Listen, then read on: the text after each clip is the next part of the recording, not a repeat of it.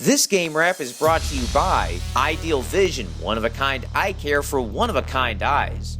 By San Antonio Masonry and Steel, located on FM 1560 in West San Antonio and in Converse. And by...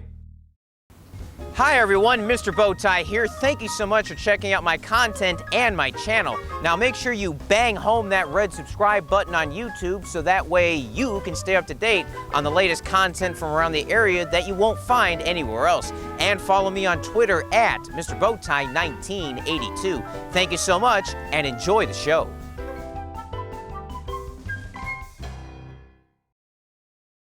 When Northside ISD had zones in the mid-teens, O'Connor and Brennan met up 3 times for the district title, and those district title games were one epic matchup after another.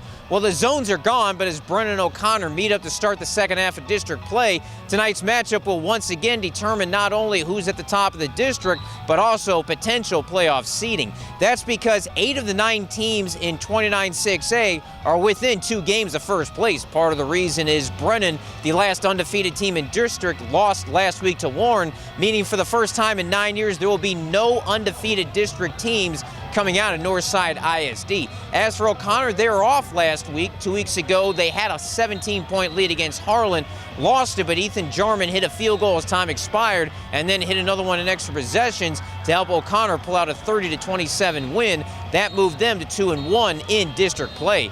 How'd the matchup play out, and would we get any sense of clarity within the district? Let's take you inside of Gustafson Stadium and check out all the action, brought to you by Ideal Vision and our newest sponsor, San Antonio Masonry and Steel.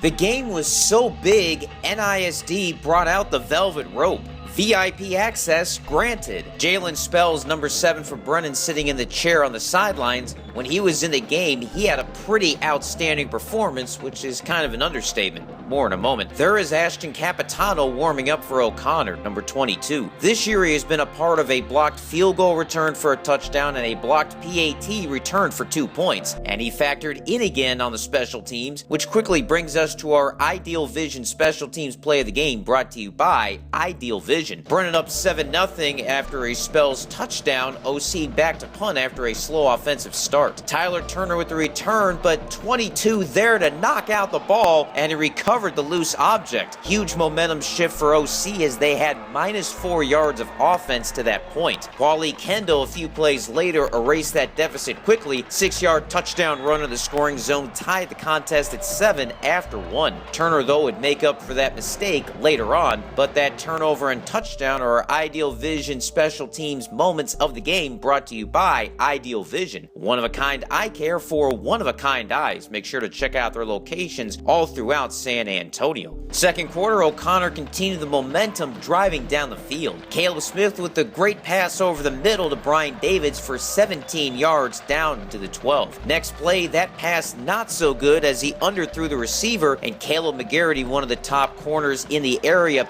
picked off the pass in the end zone for a touchback. It was a huge momentum shift in the contest, and O'Connor was never able to mount another drive. The Brennan drum major extremely happy and very chalant about it. That eventually led to a Brennan touchdown, 14-7 Bears back in front. Next drive for O'Connor, Smith back to pass, but again he missed his receiver, and Tyler Turner was there for the pick. Told you he would make up for the earlier fumble. Then veteran head coach Stephen Basore went deep into the Bear playbook. He warned the sideline it was coming, but not O'Connor. Ashton Dubose, the quarterback, with the flip to Justino Escobar, the running back, tossed to Delbert Murry, who threw back to Dubose. Oh, the Philly special is out. Wholly useless electoral college.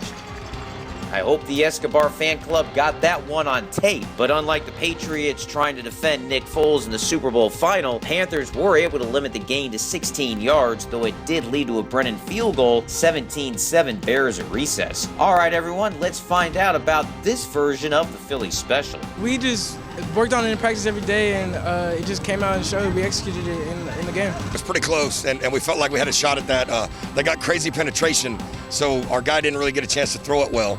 I think if it would have developed, we might have been special or more special, but I think it got us first down. It was a big play in the game. It wasn't the last trick play of the game the Bears would run. The other Brennan drum major, well, she either liked the play or she herself was getting some exercise in. Panther offense never able to get back in gear after the red zone turnover. Smith sacked by Wakil Mateen. O'Connor had 65 yards of offense on the drive that ended with the interception. They only had 64 on the other drives combined. Next Brennan possession, 4th and 4 at the OC 33. Dubose with a more traditional pass to Avron Carter, just enough for the first down. Then came the other trick play.